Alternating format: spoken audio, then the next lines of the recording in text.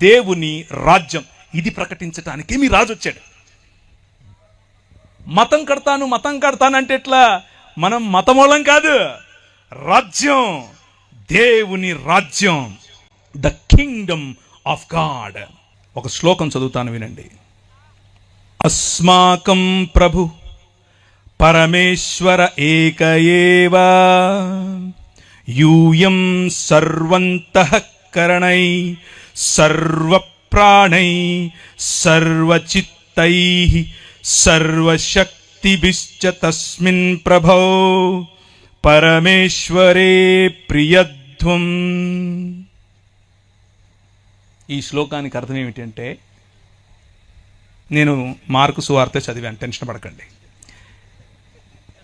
నీ దేవుడైన యెహోవాను నీ పూర్ణ మనస్సుతోను, నీ పూర్ణ ఆత్మతోను, నీ పూర్ణ శక్తితోను ఏం చేయాలి? ప్రేమించాలి, ఆరాధించాలి, సేవించాలి.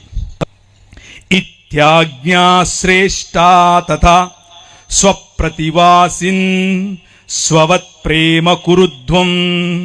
అలాగే చెప్పండి, నిన్ను వలే.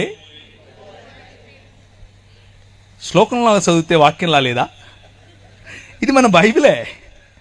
బైబిల్ సొసైటీ ఆఫ్ ఇండియా వాళ్ళు సంస్కృతంలో రాసిన బైబిలే. ఇది చూపించండి మనోళ్ళకు. ఎందుకో లేనిపోని శ్లోకాలు చదివిస్తూ ఉంటారు, ఎక్కడెక్కడి నుంచో తీసుకొచ్చి. ఏం లాభం లేదు. వాక్యం, వాక్యం, దేవుని వాక్యం ఏం చెప్తుంది అని అంటే, ఇదంతా కాదు. దేవుణ్ణి ప్రేమించు, నీ మనిషిని ప్రేమించు, దేవునితో సంబంధం కలిగి ఉండు, నీ పొరుగువాడితో సంబంధం కలిగి ఉండు. ఇంతే నేను చెప్తున్నది. నువ్వేదో మతం కట్టక్కర్లా, నువ్వు క్రైస్తవ మతం అస్సలు కట్టక్కర్లా. యోహాను చెరపట్టబడిన తరువాత యేసు ఈశుర్గాలీల్ ప్రదేశమాగత్య ఈశ్వర రాజ్యస్య సుసంవాదం ప్రచారయాన్. ఆయన యోహాను చెరపట్టబడినప్పుడు గలిలియ ప్రాంతములోనికి వచ్చి దేవుని రాజ్యమును ప్రకటించుచుండెను.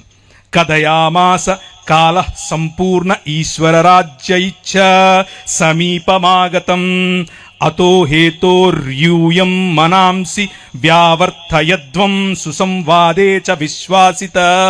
మీ మనసులను మార్చుకొని దేవుని రాజ్యము వైపుకు రండి అని ఆయన దేవుని రాజ్యమును ప్రకటించెను. శ్లోకంలో చెప్తే, అంటే శంఖంలో పోస్తే తప్ప నీళ్ళు తీర్థమవు టైప్లో అలా చెప్తే ఇప్పుడు మీకు అర్థమైందా?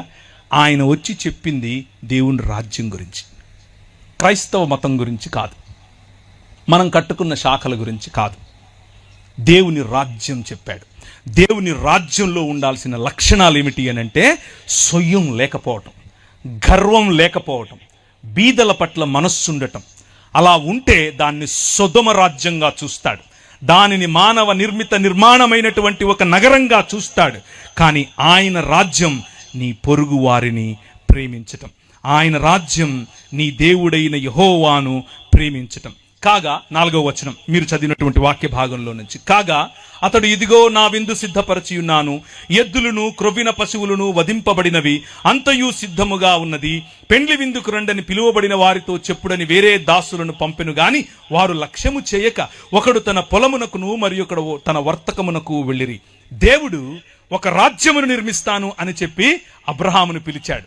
అబ్రహాము ఒక రాజ్యమును నిర్మించటం కోసం వస్తే ఒక నగరం పాడవటం చూశాడు. కానీ తన పిల్లల పిల్లలు ఇంకొక నగరానికి బానిసలుగా కొనిపోయారు.